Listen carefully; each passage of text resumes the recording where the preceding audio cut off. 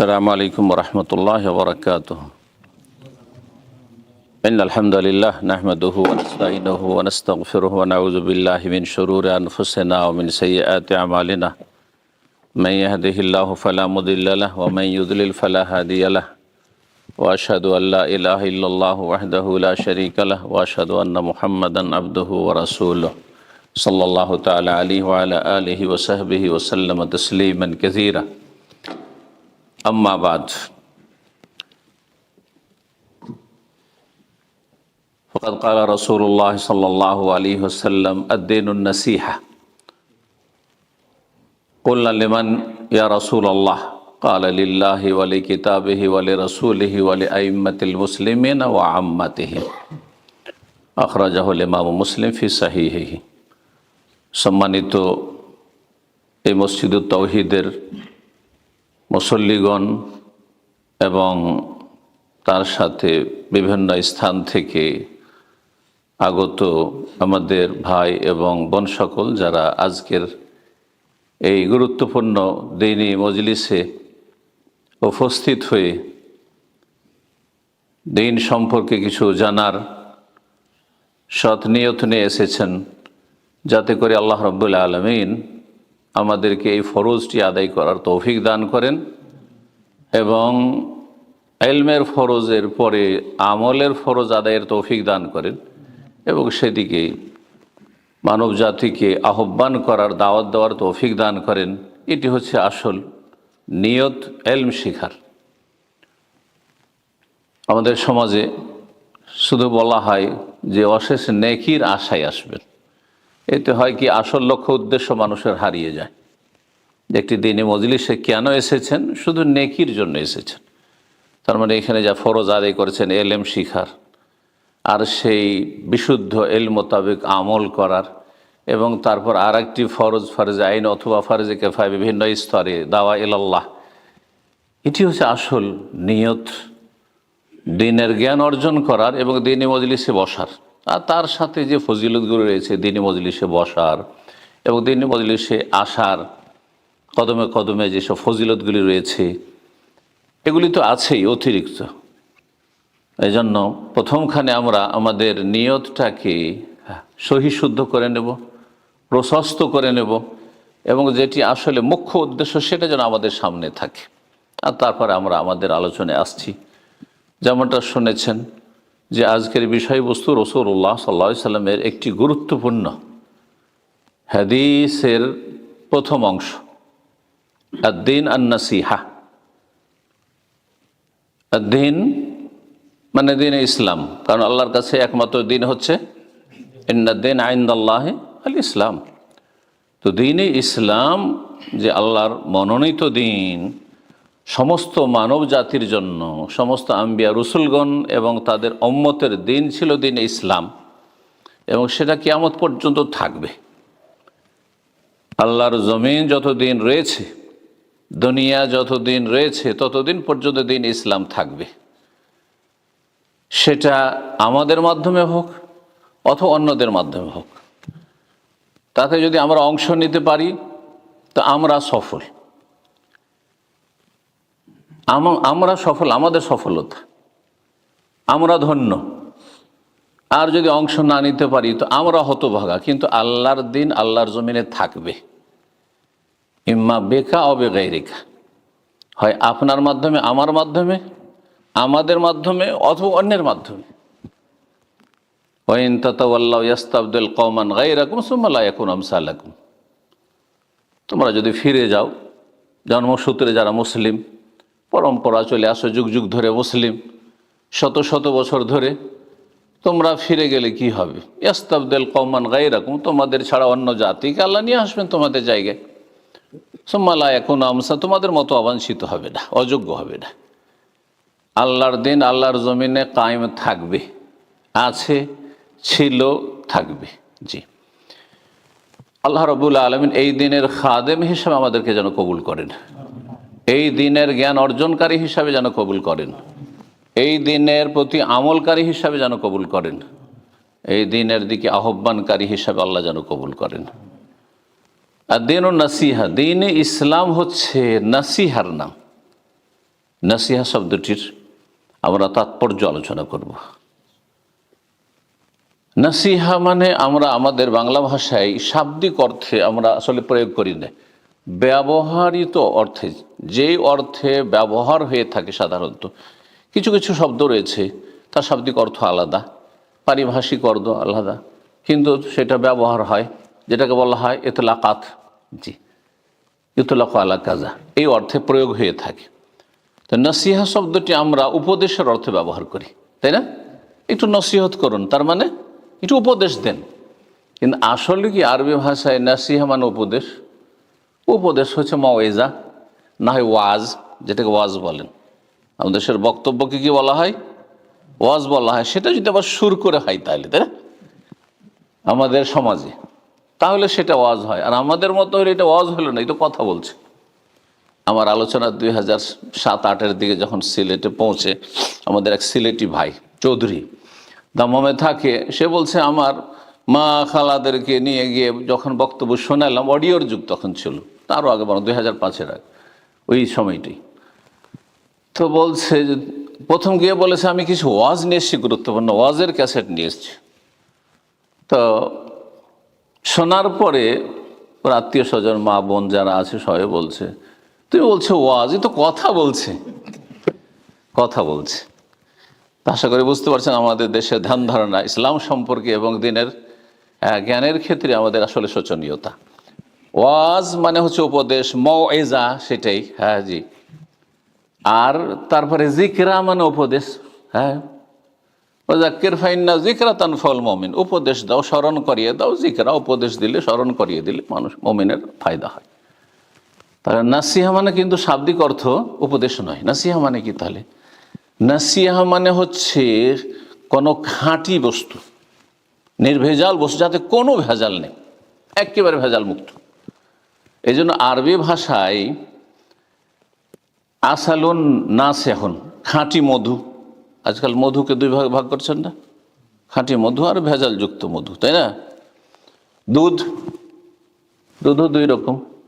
হ্যাঁ, খাঁটি দুধ আর পানি মিশানো দুধ। তো লাবানুন নাসিহুন বা আসালুন নাসিহুন মানে হচ্ছে খাঁটি মধু, খাঁটি দুধ। তাহলে খালেসের অর্থে, খালেস নির্ভেজাল।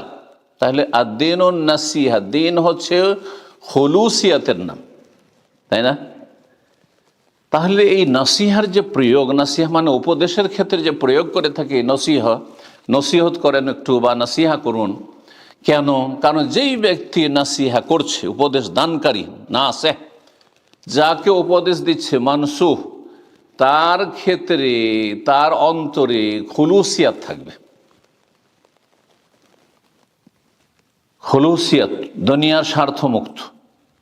এই নয় যে আপনার সংশোধন করতে গিয়ে আক্রোশ মেটানো, হ্যাঁ, রাগ মেটানো, অথবা নিজের স্বার্থ হাসিল করা, বরং আপনার কল্যাণ কামনায় আমি খুলুসিয়াত রাখি, আমি নিষ্ঠার সাথে, আন্তরিকতার সাথে আপনার কল্যাণ কামনা করি।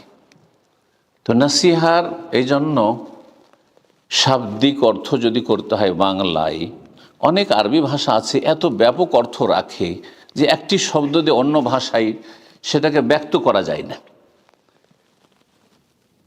যেমন ফালাহ শব্দটি অত্যন্ত ব্যাপক অর্থপূর্ণ।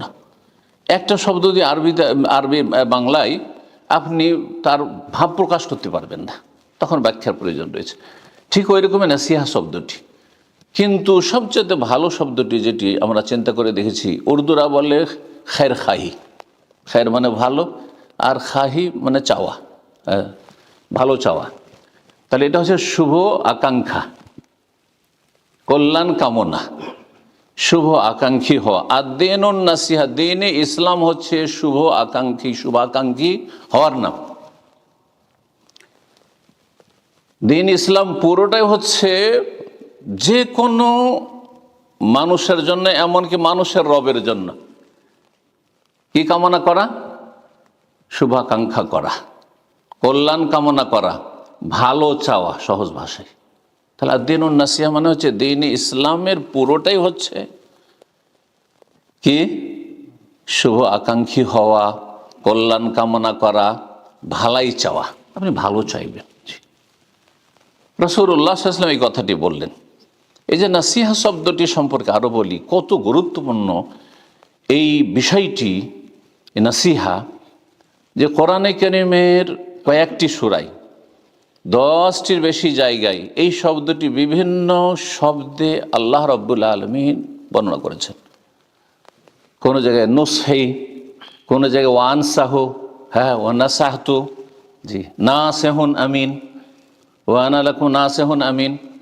সূরা আরাফে কয়েক জায়গায় রয়েছে, সূরা হুদে রয়েছে, সূরা কাসাসে রয়েছে, আরও বিভিন্ন জায়গায় রয়েছে, সূরা ইউসুফে রয়েছে, নাসিহিন, বিভিন্ন শব্দ দিয়ে রয়েছে। আম্বিয়া রসুলগণের মধ্যে বিশেষ করে নূহ আলাইহিস সালাম, হুদ আলাইহিস সালাম, সালেহ আলাইহিস সালাম, শোয়াইব আলাইহিস সালাম, এই সমস্ত নবীদের দাওয়াতের ক্ষেত্রে এই শব্দটি কোরআনে কারীমে বর্ণিত হয়েছে। সূরা হুদে আল্লাহ বলছেন হুদ আলাইহিস সালামের ভাষায়, হুদ আলাইহিস সালামের জাতি আদ সম্প্রদায়, প্রাচীন যুগের মানুষ তারা ছিল, যাদেরকে আল্লাহ আযাব দিয়ে এমনভাবে ধ্বংস করেছেন, তাদেরকে আরব আয়দা, নিশ্চিহ্ন আরব জাতি, তাদেরকে আল্লাহ ধ্বংস করে দিয়েছেন তাদের পাপের কারণে, তাদের চরম অন্যায়ের কারণে, কুফরি কারণে, অবাধ্যতার কারণে। তাদেরকে হুদ আলাইহিস সালাম বলেছিলেন যে ওয়ানা লাকুম নাসিহুন আমিন, আমি তোমাদের জন্য নাসিহুন, কল্যাণকামী, শুভাকাঙ্ক্ষী, এবং আমিন, বিশ্বস্ত, তোমাদের কল্যাণ চাই, ভালো চাই। এটি হচ্ছে ইসলাম। আপনি প্রত্যেক স্তরের মানুষের জন্য আপনি নিখুঁত নির্ভেজাল অন্তর নিয়ে খুলুসিয়াতের সাথে, আন্তরিকতার সাথে সার্বিক দিক থেকে কল্যাণ কামনা করবেন। এটি হচ্ছে আম্বিয়া রসুলগণের আদর্শ। রাসূলুল্লাহ সাল্লাল্লাহু আলাইহি ওয়াসাল্লাম একটি হাদিসে রয়েছে যে আমার উদাহরণ হচ্ছে, আর মানব জাতির উদাহরণ হচ্ছে এরকম, যে একটি জায়গায় একজন মানুষ আগুন জ্বালিয়েছে। কোথাও যদি আগুন জ্বলে তো এক শ্রেণীর পোকামাকড় আছে, কীট পতঙ্গ আছে, তার স্বভাব কি?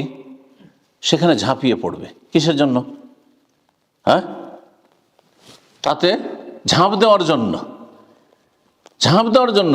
অবুঝ, এইসব পোকামাকড়ই অবুঝ, ঝাঁপ দিচ্ছে, আগুনে ঝাঁপ দিচ্ছে। দেখবেন কোন জায়গায় আগুন জ্বললে, আমাদের গ্রামে দেখেছেন না, বিশেষ করে বর্ষাকালে আগুন জ্বলছে, এত পোকামাকড় জমা হয়েছে, আর সব আগুনে ঝাঁপ দিচ্ছে আর মরছে, আগুনে ঝাঁপ দিচ্ছে আর মরছে, আগুনে ঝাঁপ দিচ্ছে আর মরছে, আগুনে জ্বলছে। রাসূলুল্লাহ স্যার বলছেন আমার উদাহরণ হচ্ছে আর তোমাদের উদাহরণ হচ্ছে, যে তোমাদের উদাহরণ হচ্ছে সেই পোকামাকড় মতো, আর সে এক জায়গায় আগুন জ্বালানো হয়েছে, আগুনে সব ঝাঁপ দিয়ে সব মরতে যাচ্ছে, আর আমি তোমাদেরকে জবরদস্তি করে ধরে সে আগুন থেকে সরাবার জন্য সর্বাত্মক চেষ্টা করছি।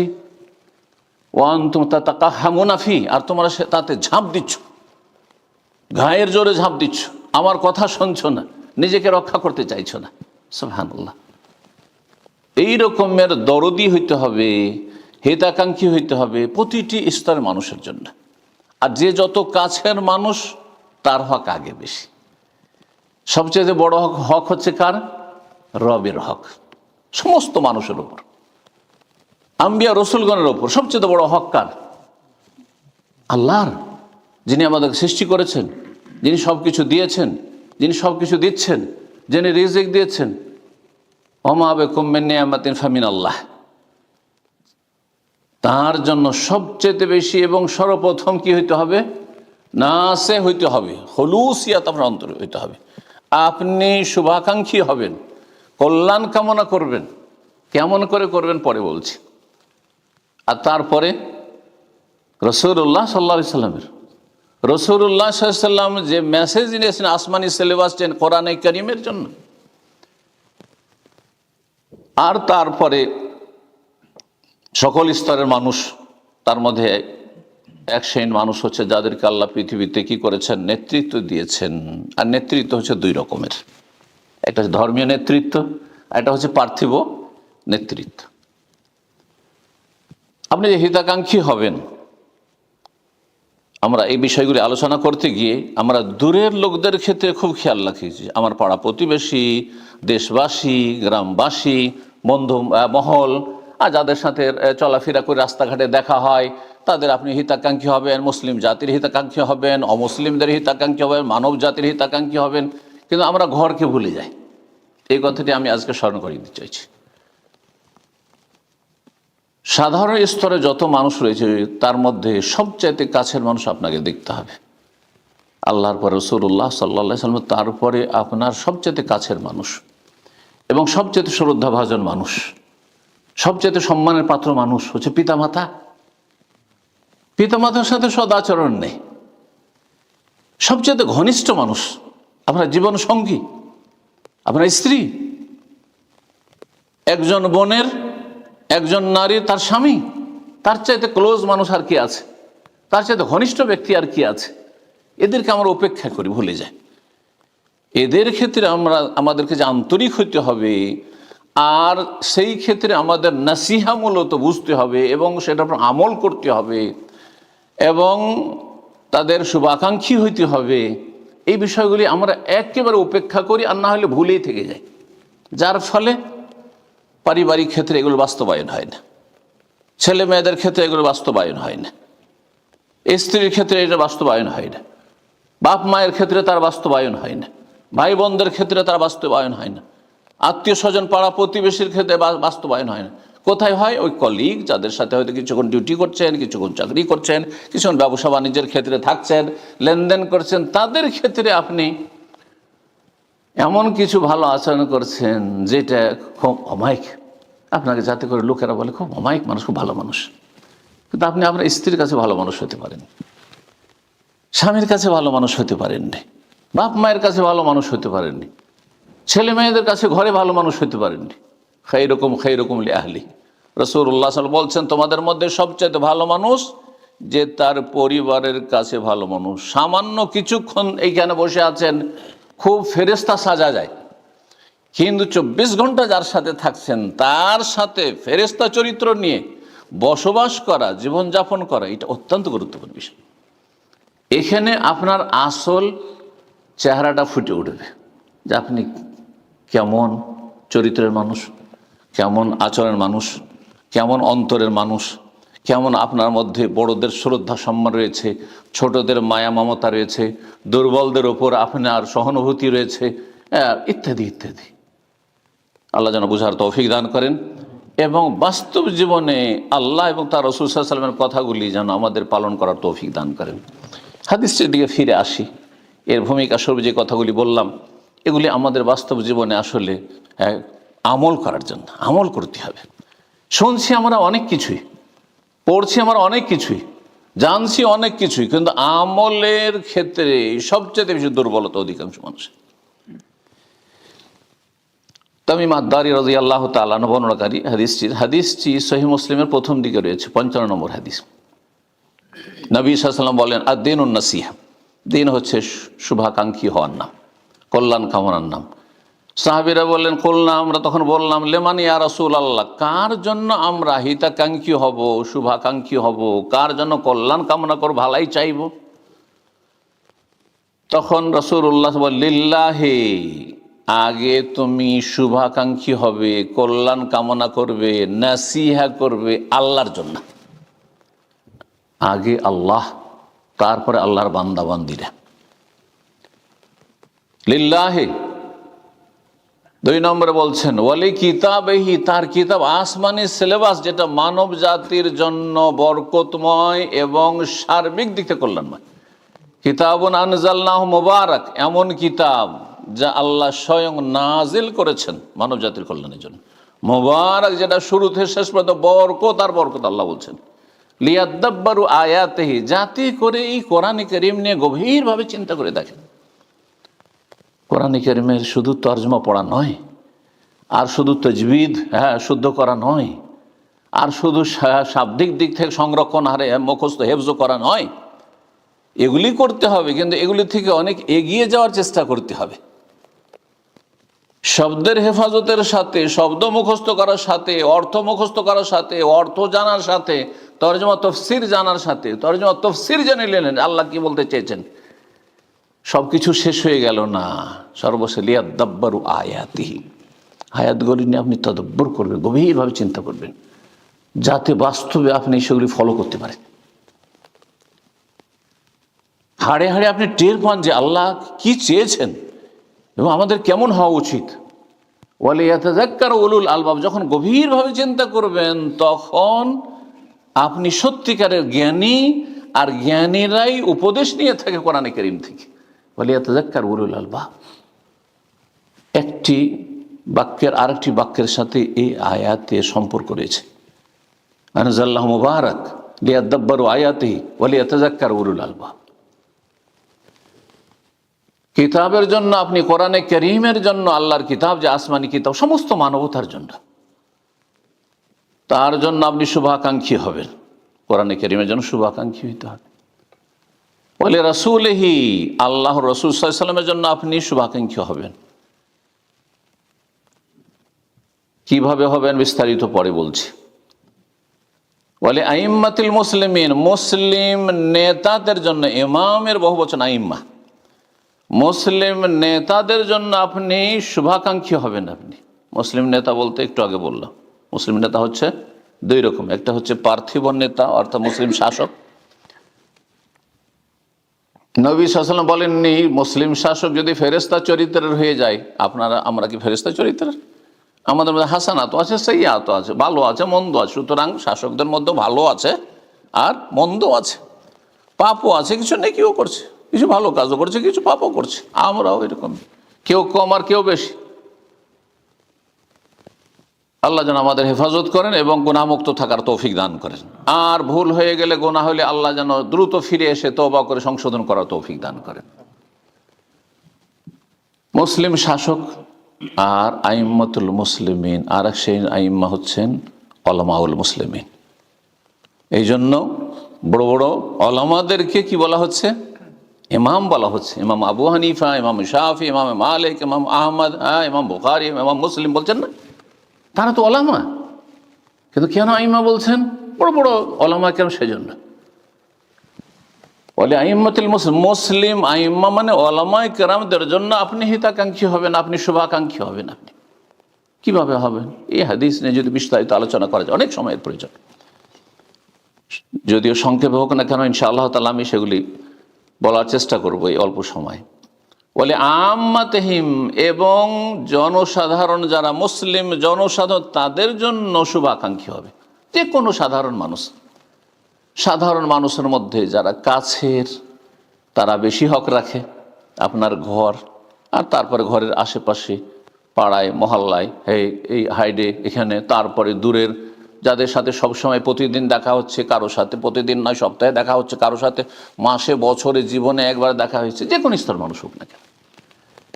রাসূলুল্লাহ সাল্লাল্লাহু আলাইহি ওয়াসাল্লাম এতটুকু এই হাদিসে বলেছেন, এমন কি অমুসলিমদের জন্য হিতাকাঙ্ক্ষী হইতে হবে, এই জন্যই তাদেরকে জাহান্নামের রাস্তা থেকে জান্নাতের রাস্তা লাগাইতে হবে, তাদের হিতাকাঙ্ক্ষী হইতে হবে। এই ছিল হাদিস। এখন আমরা কিভাবে, কয়টি বিষয় আসলো তাহলে হাদিসে? কয়টি বিষয় আসলো? 5টি।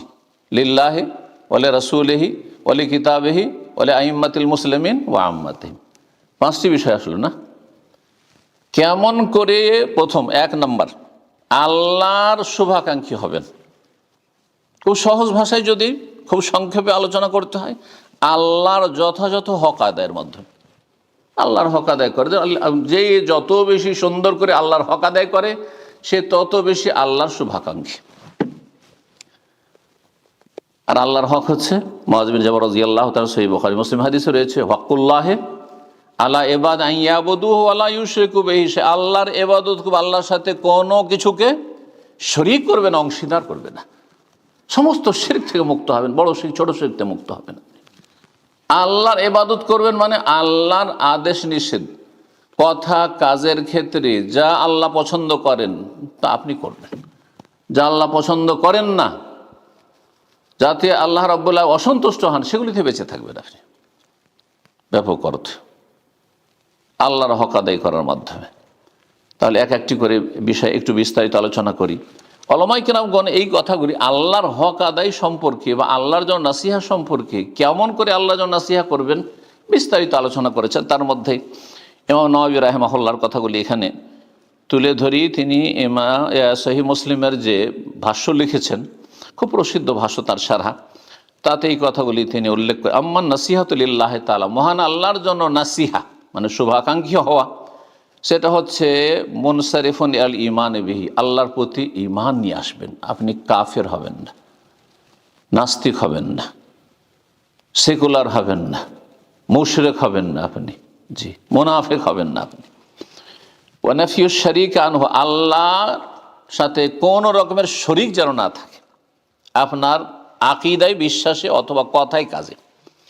ওয়াতারকুল ইলহাদি ফি সিফাতিহি, আল্লাহর গুণাবলীতে কোনো বক্রপথ নেবেন না, সেটা অস্বীকার করে নয়, হ্যাঁ, আর নিষ্ক্রিয় করে নয়, আর তার অপব্যাখ্যা করে নয়। আল্লাহর হাত নাই, কুদরতি হাত, তাহলে আল্লাহর হিতাকাঙ্ক্ষী না, আপনি নাসিহা করলেন না, আল্লাহর সাথে বদ আচরণ করলেন আপনি।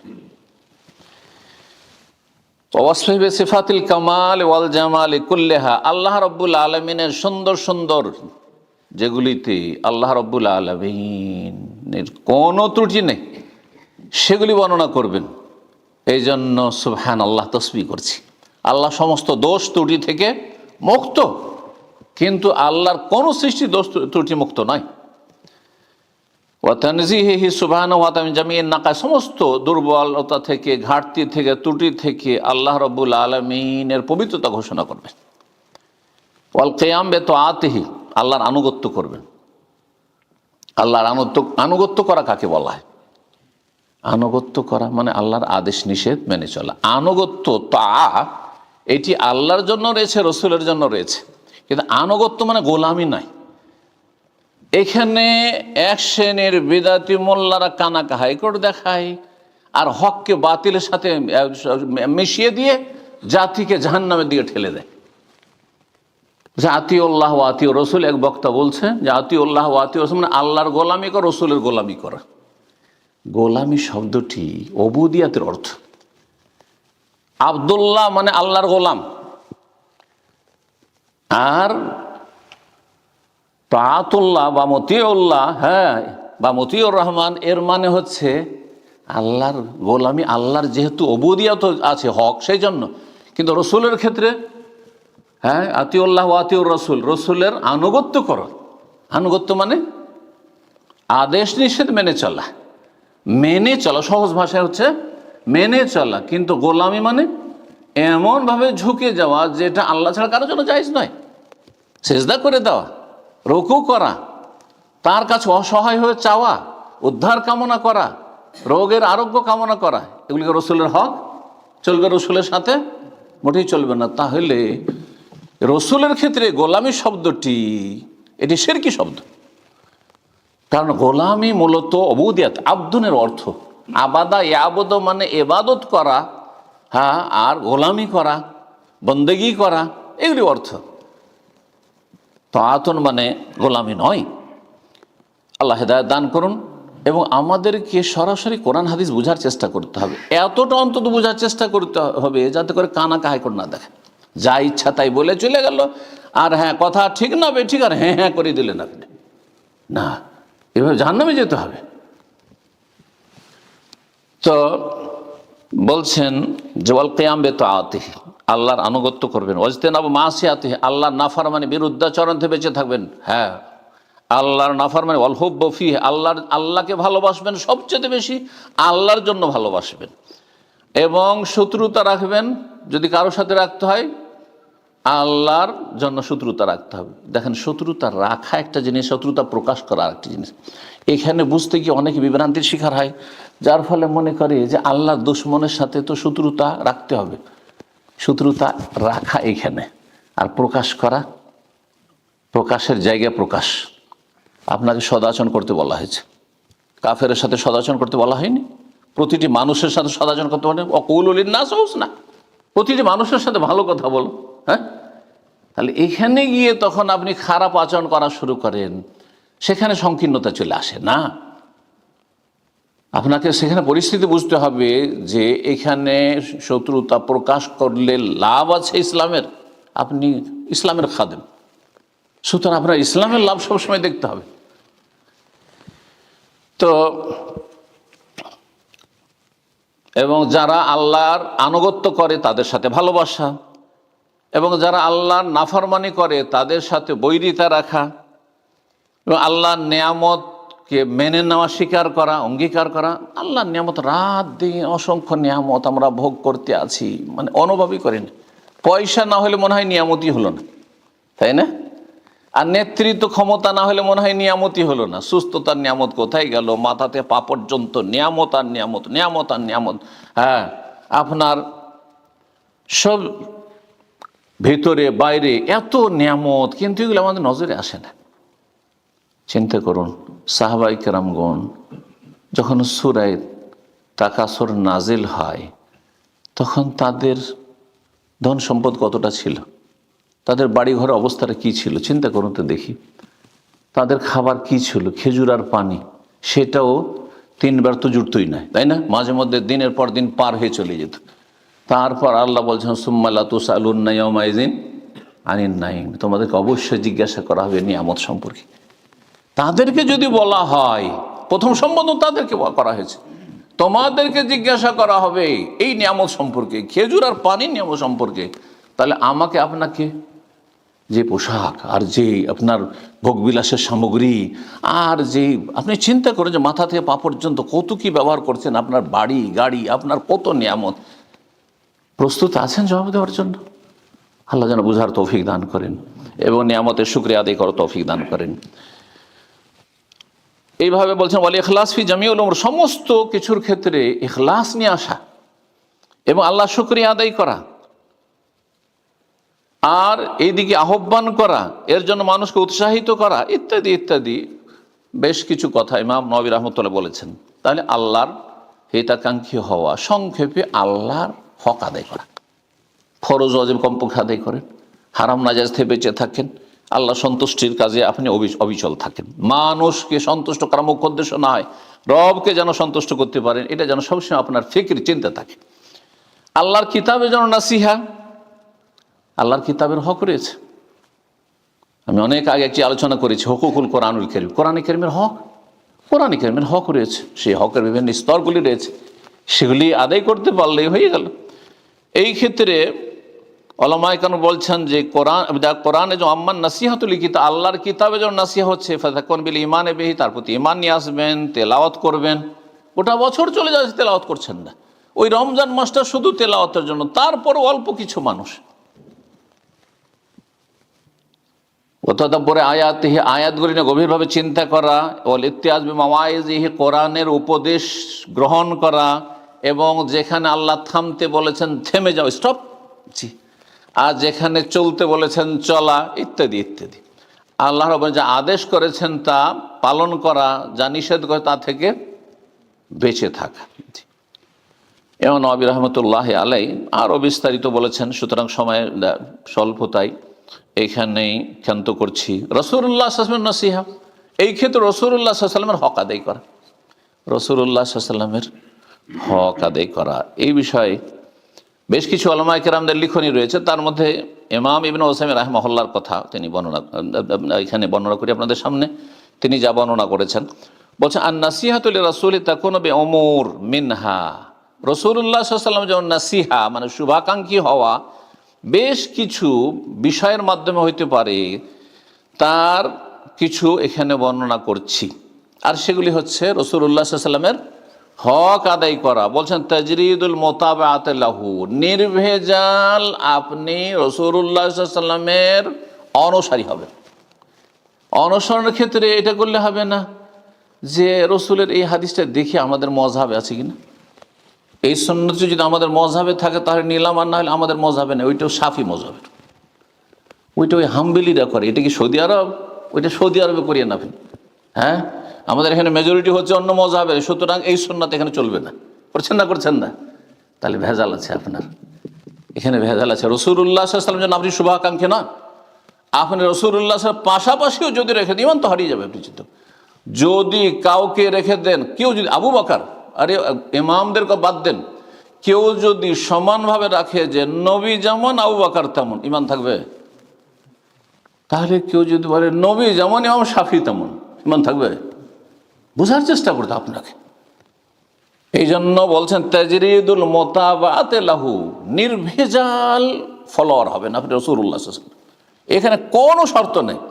আমার ফলোয়ার অনুসারী হওয়ার জন্য শর্ত, তার কথাগুলি যদি কোরআন সুন্নাহ মাফিক হয় তাহলে নেব, না হলে নেব না। অন্ধভাবে নেওয়া হারাম। কিন্তু রাসূলুল্লাহ সাল্লাল্লাহু আলাইহি ওয়াসাল্লামের কথাই হচ্ছে আল্লাহর কথা। মাইয়ুতির রাসূলা ফাকাদ আতা আল্লাহ, যে রসুলকে মানলো সে আল্লাহকে মানল। বলছেন 2 নম্বর হচ্ছে আল ঈমান বিআন্নাহু রাসূলুল্লাহ হাক্কান, বিশ্বাস করা, মেনে নেওয়া যে রাসূলুল্লাহ সাল্লাল্লাহু আলাইহি ওয়াসাল্লাম হচ্ছেন সত্যিকারের রসুল, লাম ইয়াক, জীবনে কোনো মিথ্যা কথা বলেননি। আর তিনি হচ্ছেন সাদিকুন মাসদুক, তিনি যেমন মহাসত্যবাদী তেমন তার সত্যায়ন আল্লাহ করেছেন, জি, তার সার্টিফাই আল্লাহ করেছেন, তিনি সত্যবাদী। 3 নম্বর হচ্ছে আনতুমা বিকুল্লি মা আখবারা বিহি মিনাল আখবারিল মাদিয়াত ওয়াল হাদিরাত ওয়াল মুস্তাকবিলা, তিনি অতীত সম্পর্কে যা বলেছেন, বর্তমান সম্পর্কে যা বলেছেন, ভবিষ্যৎ ফিউচার সম্পর্কে যা বলেছেন তা আপনি বিশ্বাস করবেন। সুতরাং বলবেন না যে দাজ্জাল, কানা দাজ্জাল এটা হয়তো পশ্চিমা সভ্যতা, এটা একটা ব্যাখ্যা আছে আজকাল এক শ্রেণী পথভ্রষ্টদের মধ্যে, পশ্চিমা সভ্যতা। চতুর্থ, রাসূলুল্লাহ সাল্লাল্লাহু আলাইহি ওয়াসাল্লাম যেন নাসিহাত তামতাসিলা বিআমরাহু, রাসূলুল্লাহ সাল্লাল্লাহু আলাইহি ওয়াসাল্লামের আপনি আদেশগুলি পালন করবেন। 5 নম্বর হচ্ছে আনতাজতানিবা নাহিয়া, নবী সাল্লাল্লাহু আলাইহি ওয়াসাল্লাম যা নিষেধ, ওমা নাহাকুম আনহু ফান্তাহু, নবী নিষেধ করেছেন থেমে যেতে হবে। নিষেধ নিষেধ, বাম হাতে পান করা, পানাহার নিষেধ। এখানে ব্যাখ্যা করলে হবে না, অথবা আপনার এইখানে আচ্ছা যদি আমি বাম হাতে ধরলাম আর একটু এই ডান হাত দিয়ে যদি এখানে আপনি সাপোর্ট দিলাম, এসব করার দরকারটা কি? ফাইন্না শায়তান ইয়াকুলু বিশিমালি ওয়া ইয়াশরাবু বিশিমালি, রাসূল বলছেন যে শয়তানের বদ স্বভাব হচ্ছে বাম হাতে পানাহার করে, সুতরাং তুমি এই কাজ করিও না, ব্যাস হয়ে গেল।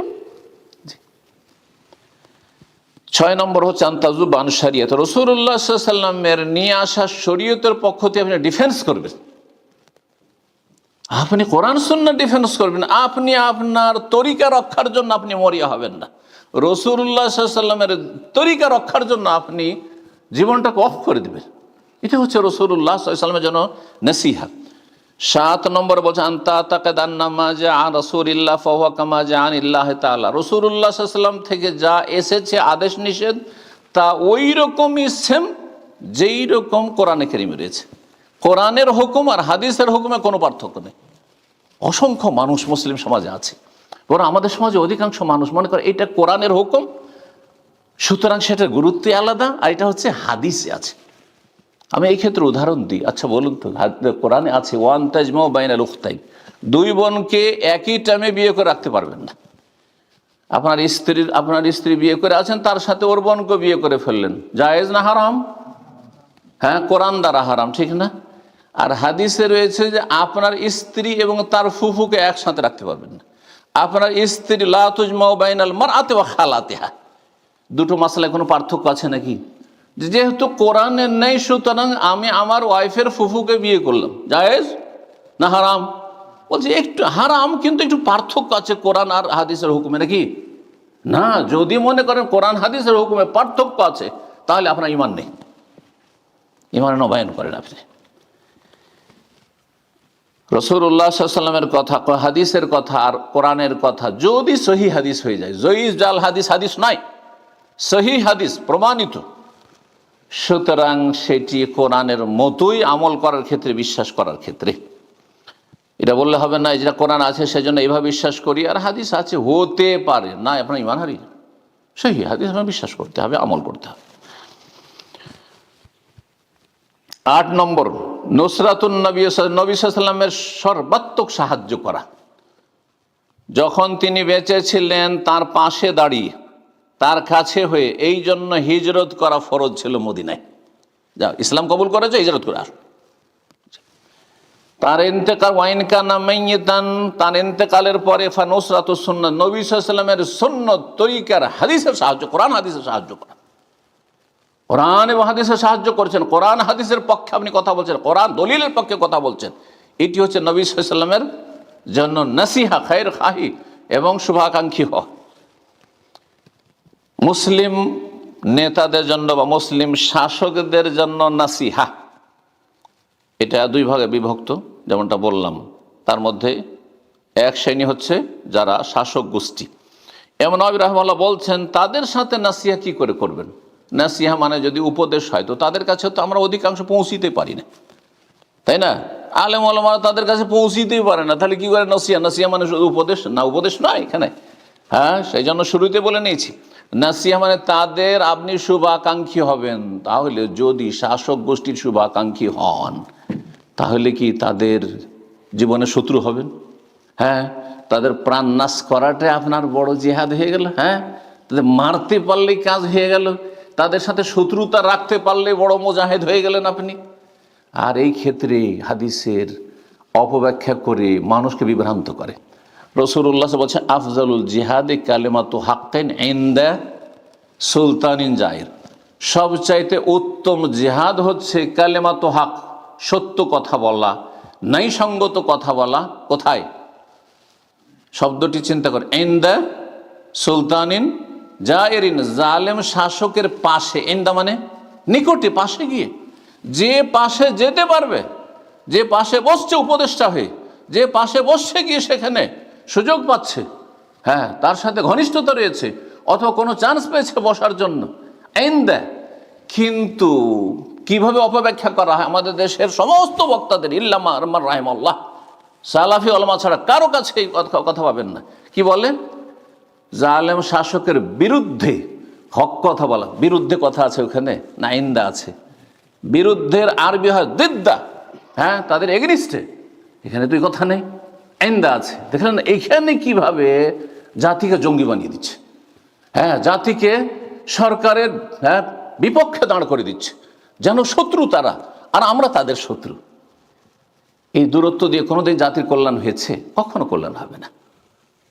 কোরআন এবং হাদিসের অপব্যাখ্যা করে জাতি কিভাবে বিভ্রান্ত করা হচ্ছে এবং কিভাবে চরমপন্থী বানিয়ে দেওয়া হচ্ছে, আল্লাহ বুঝার তৌফিক দান করুন।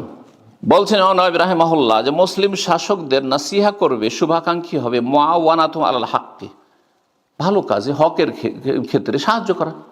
সরকার ভালো কাজ করছে, গঠনমূলক কাজ করছে, সাহায্য করবেন। ওয়াতাআতুহুম ফীহি, ভালো কাজের ক্ষেত্রে তাদেরকে মেনে নেওয়া, তাদের আনুগত্য করা। আর তাদের ভালো কাজের যদি নির্দেশ হয় তো সেটা মেনে নেওয়া। তামবিহুহুম ওয়া তাযকিরুহুম বিরিফকিন ওয়া লুতফিন, এবং তাদেরকে যদি সতর্ক করতে হয়, উপদেশ দিতে হয় নম্রতার সাথে এবং মিষ্টি ভাষায়। যারা পৌঁছিতে পারলেন সেখানে গিয়েও যদি বলেন যে আপনি জালেম, হ্যাঁ, আপনি ইসলামের শত্রুতা করছেন, আপনি কাফেরদের দোসর, তাহলে কোনদিন সংশোধন হয়েছে? এখন আমার সামনে কেউ দাঁড়িয়ে যদি, হ্যাঁ, বা আপনার সামনে, আমার কথা ছাড়েন, আপনি একজন সাধারণ মানুষ, আপনার সামনে দাঁড়িয়ে যদি বলে আপনি এরকম খারাপ মানুষ, আপনি এই মানুষ, আপনি এইরকম, আপনি জীবন সংশোধন হবেন? তা আপনি নিজে একজন সাধারণ মানুষ সংশোধন হবেন এরকম খারাপ ভাষায় বললে? তাহলে যার কাছে ক্ষমতা আছে, যার কাছে এলেম আছে, হ্যাঁ, এবং তার যদি ব্যক্তি জীবনের ভুল হয়, হ্যাঁ, সে বিষয়টি, হ্যাঁ, আলেমদের ক্ষেত্রে বেদাতি আলেম যদি এমন কোনো কথা বলে যেটা সম্পর্ক সমস্ত মানুষের সাথে, হ্যাঁ, ইসলামের মেসেজের সাথে, আর সেই মেসেজটি, ভুল মেসেজটি সমস্ত মানুষের মাঝে ছড়িয়ে গেছে, যেহেতু সবাই সে ভুল মেসেজ পেয়েছে, সুতরাং সবার সামনে সহি মেসেজটি পেশ করতে হবে। ফর্মুলাটা ভালো করে শুনেন।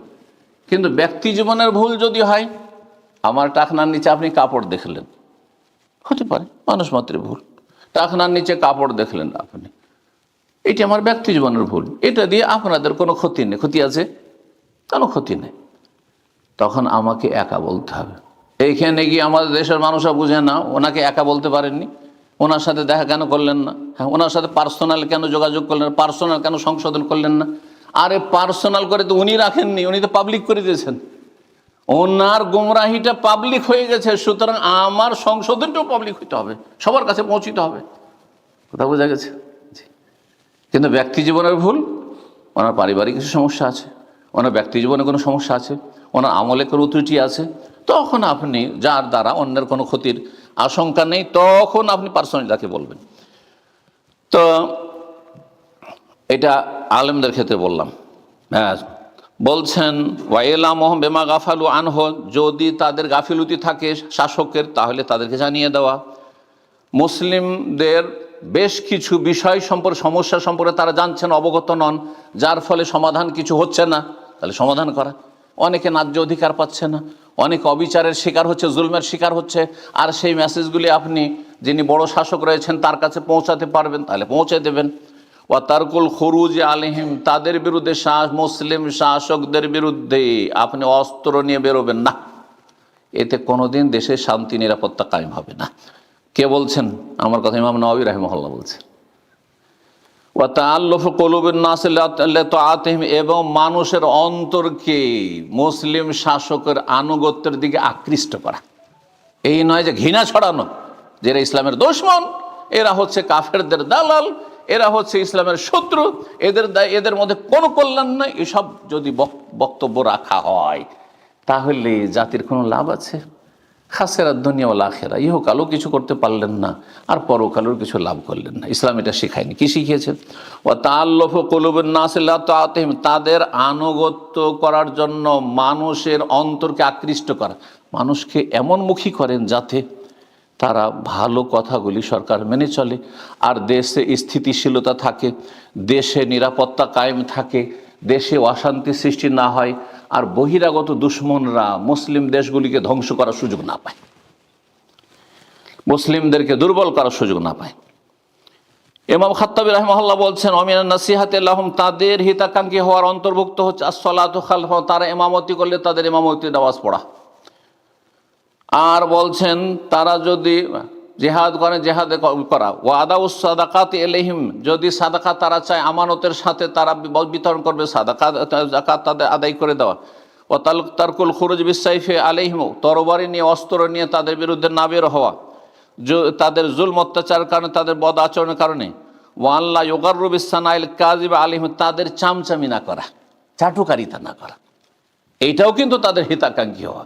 কারণ অনেক সময় বিভিন্ন পাপ করছে শাসক অথবা নেতা, চেয়ারম্যান, আপনার এমপি, আপনার প্রশাসনে রয়েছে তারা, আর তারপরে চাটুকারিতা করছেন নিজের তুচ্ছ স্বার্থ হাসিলের জন্য।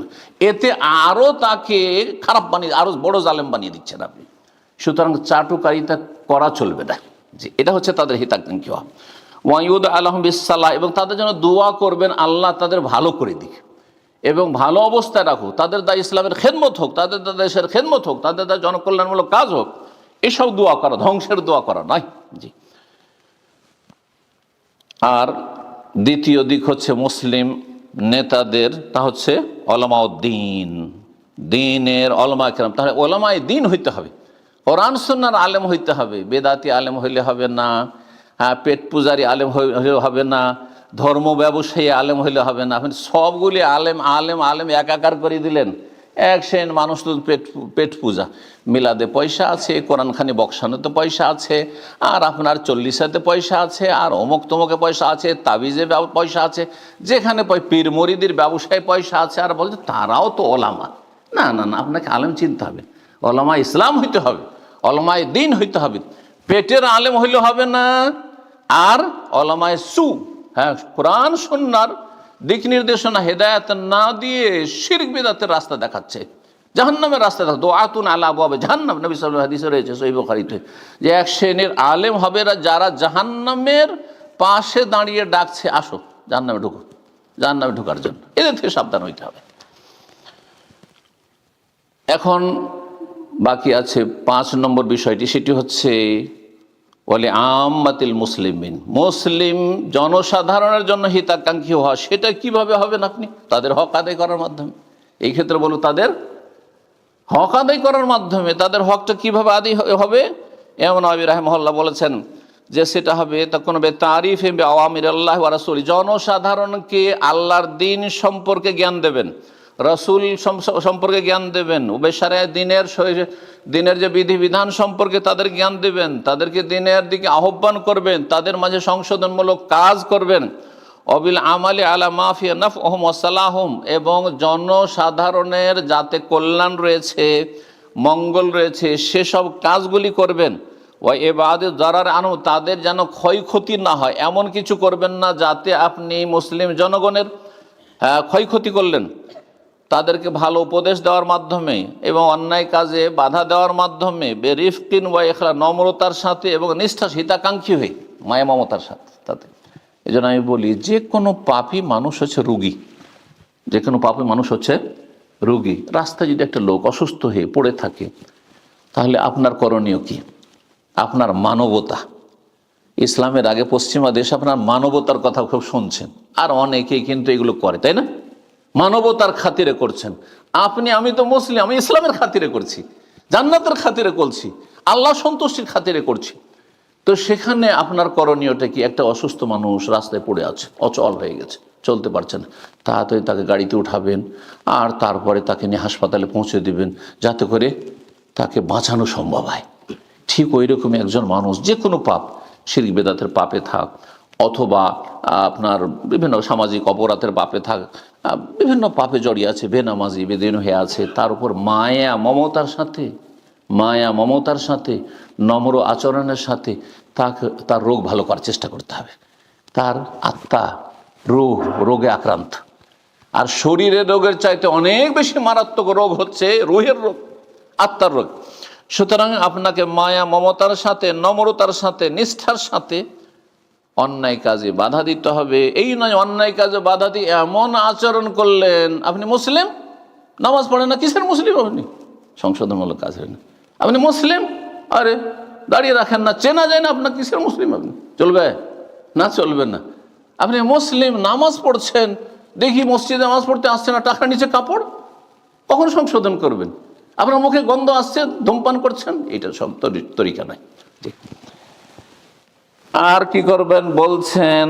তাদের মায়া মমতা করবেন, তাদের ছোটদের কে আপনি ভালোবাসবেন, বড়দের সম্মান করবেন, এবং তাদেরকে উপদেশ দেওয়ার ক্ষেত্রে লক্ষ্য রাখবেন যে উপদেশটা কি এখন গ্রহণ করার সময়। একজনের ডিউটির সময় শুরু হতে যাচ্ছে, আর তাকে বুঝাইতে শুরু করেছে ইসলাম নিয়ে। একজন বেচারাকে প্রচণ্ড খিদা লেগেছে, সারাদিন খায়নি, ছটপট করছে, তাড়াতাড়ি যাচ্ছে, শুনে না ধরে নিয়ে ওকে আপনি ইসলামের কথা বলতে লেগেছেন। না, আপনাকে পরিস্থিতিটা বুঝতে হবে যে এখন কোন পরিস্থিতিতে কি আছে। বলছেন তাদের সাথে কোনো ধোঁকাবাজি করবেন না, হিংসা করবেন না, প্রতারণা করবেন না। নিজের জন্য যেটা ভালোবাসেন সেটা তাদের জন্য ভালোবাসবেন, তাহলে সত্যিকার মুমিন হতে পারবেন এবং আপনি হিতাকাঙ্ক্ষী হইতে পারবেন।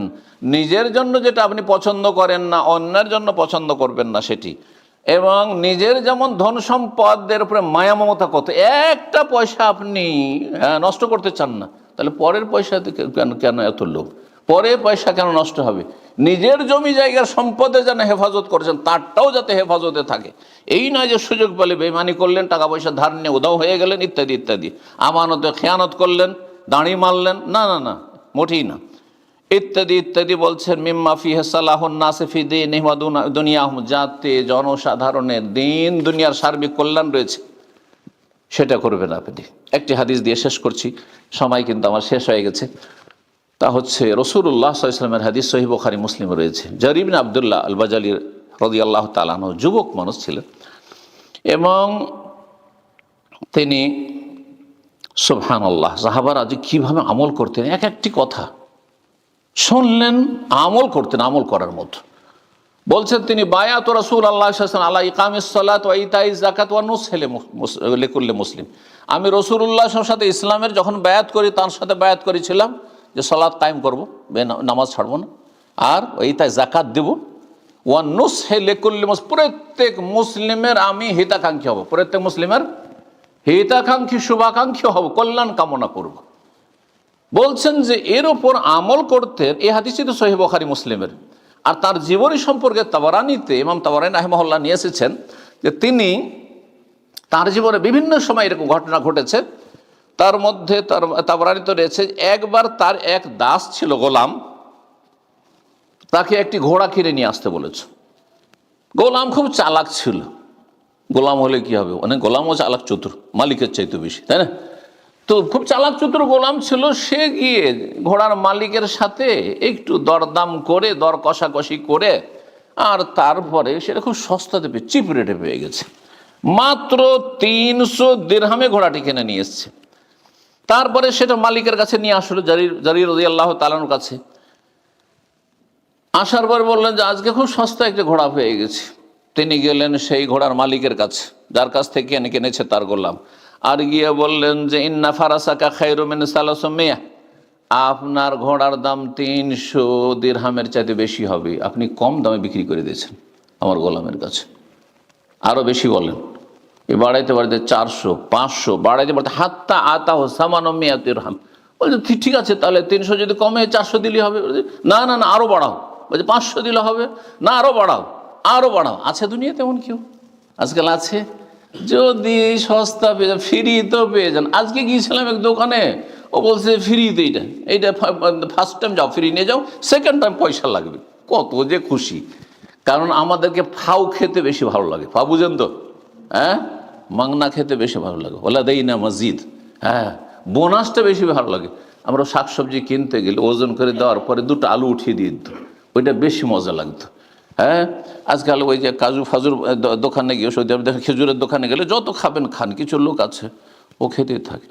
হ্যাঁ, যা ওজনে যা পেলো ওটা তো পয়সার এগেনিস্টে পেলো, কিন্তু যেটা ফ্রিতে খেতে পারলো ওইটা বেশি মজা লাগে, তাই না? এটা মানুষের স্বভাব। সুবহানাল্লাহ। তিনি বাড়াইতে বাড়াইতে বলছেন না না, আরো বাড়াও, আরো বাড়াও করতে করতে হাত্তা আতাহু সামানুমিয়াত, 800 দিরহাম দিয়ে আসছেন তিনি। 800, কত টাকা বেশি হলো? 300 ছিল, হ্যাঁ, মূল্য যে মূল্যে কিনে নিয়ে এসেছিল, আর সেটা তো 500 আরো বাড়িয়ে কত হলো? 800 দিরহাম। তাকে জিজ্ঞাসা করা হচ্ছে আপনি এরকম কাজ কেন করছেন? বলছে আমি যে রাসূলুল্লাহ বায়াত করেছি, সেই বায়াত ভঙ্গ করবো আমি? হ্যাঁ, মোনাফেক হয়ে উঠবো, গাদ্দার হয়ে উঠবো কিয়ামতের মাঠে, হাশরের মাঠে? কি বায়াত করেছি? ওয়ানুসহিলে কুল্লি, প্রত্যেক মুসলিমের আমি হিতাকাঙ্ক্ষী হব, তার কল্যাণ কামনা করব। সেই ব্যক্তি বেচারা বুঝে না, বা মার্কেটের রেট বুঝে না, যে এই ঘোড়ার দাম অনেক বেশি, সে ভেবেছে 300 টাকায় হয়তো আমি অনেক পেলাম। এরকম অনেকে আছে, অনেক আছে। গাড়ি বিক্রি করতে গিয়ে গাড়ির রেট সম্পর্কে, মার্কেট সম্পর্কে কোনো আইডিয়া নেই, বিভিন্ন মাল সামান বিক্রি করতে গিয়ে যার সস্তাতে দিয়ে দিল হয়তো। কিন্তু না, আপনি যদি সত্যি মুসলিমের হিতাকাঙ্ক্ষী হন, তাহলে বল ভাই এটার দাম আরও বেশি হবে, এটার দাম আরও বেশি হবে। এই হচ্ছে সাহাবায়ে কেরামদের আমল কোরআন এবং সুন্নাহর উপর, এবং তারা রাসূলুল্লাহ সাল্লাল্লাহু আলাইহি ওয়াসাল্লাম পরে আমাদের জন্য আদর্শ। আল্লাহ যেন আমাদেরকে তাদের অনুসারী হয়ে থাকার তৌফিক দান করেন, এবং তাদের অনুসরণের সাথে আল্লাহর কাছে হাজির হওয়ার তৌফিক দান করেন। আমাদের কাজে, কর্মে, আমলে, ইমানে সব কিছুতে আল্লাহ যেন ইখলাস দান করেন, আখলাক চরিত্র যেন ভালো করেন, এবং সমস্ত স্তরের মানুষের সাথে আল্লাহ যেন আমাদেরকে হিতাকাঙ্ক্ষী হওয়ার, শুভাকাঙ্ক্ষী হওয়ার, নসিহা করার তৌফিক দান করেন। ওয়া সাল্লাল্লাহু আলা নবিয়িনা মুহাম্মদ ওয়া আলা আলিহি ওয়া সাহবিহি আজমাইন।